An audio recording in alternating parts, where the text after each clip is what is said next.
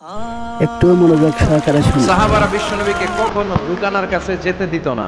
রুকানা যদি বক্সিং মেরে বসে তাহলে বিশ্বনবীর মানিজ্জত নিয়ে টানাটানি। বিশ্বনবী একদিন ফজরের সালাত শেষে লুকিয়ে লুকিয়ে তিনি মক্কার সবচেয়ে বড় বক্সার রুকানার কাছে চলে গেল। সে বলল, রুকানা আসলিম তাসলাম, ইসলাম মানো শান্তিতে থাকবা, দুনিয়ায়ও থাকবা আখেরাতেও থাকবা, সুবহানাল্লাহ পড়ে। রুকানা বলে, না আব্দুল্লাহর বেটা মোহাম্মদ, আমি তো কালিমা পড়বো না, যদি বক্সিং খেলে আমারে হারায় দিতে পারো তাইলে কালিমা পড়ো। বিশ্বনবী বললেন, আমি তো বক্সিং খেলি না রে বাপ। রুকানা বলল, তাহলে আমিও কালেমা পড়ি না। বিশ্বনবী রাজি হলেন। অবশেষে ভাবলেন, আমি বক্সিং খেললে একজন যদি জাহান্নাম থেকে জান্নাতি হয়, বক্সিং খেললে সমস্যা করি। বিশ্বনবী রাজি হলেন। এবার বক্সিং খেলার পালা। রুকানা হাফ প্যান্ট পরে গায়ের মধ্যে জাইতুনের তেল মেখে এভাবে লাফাচ্ছে, পজিশন নেয় মারার জন্য প্রতিপক্ষ।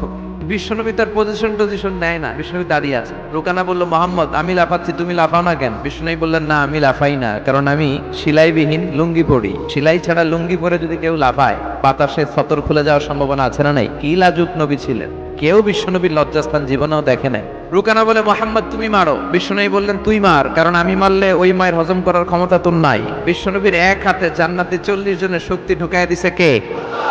এখন রুকানাও মারে না, বিশ্বনবীও মারে না, খেলাও শুরু হয় না। এখন রুকানা বলে, মোহাম্মদ তুমি মারো। বিশ্বনবী মারে নাই, কিন্তু বিশ্বনবী ওনার ডান হাত মোবারক, কি নরম হাত, সফটওয়্যার দেন সিল্ক, সিল্কের চেয়ে নরম ছিল। এই হাতটা দিয়ে বিশ্বনবী রুকানার ডান কাঁধে এভাবে টাচ করলেন। মারে নাই, খালি বলছে, রুকানা এত লাফাস কেন? টাচ করার সাথে সাথে রুকানা বেহুশ হয়ে জমিনে পড়ে যায়। সবাই তো অবাক, ঘটনা কি? পানি ঢেলে রুকানারে হুঁশ ফিরানো হয়েছে। সবাই বলে, রুকানা তুই তো অনেক বড় পালোয়ান।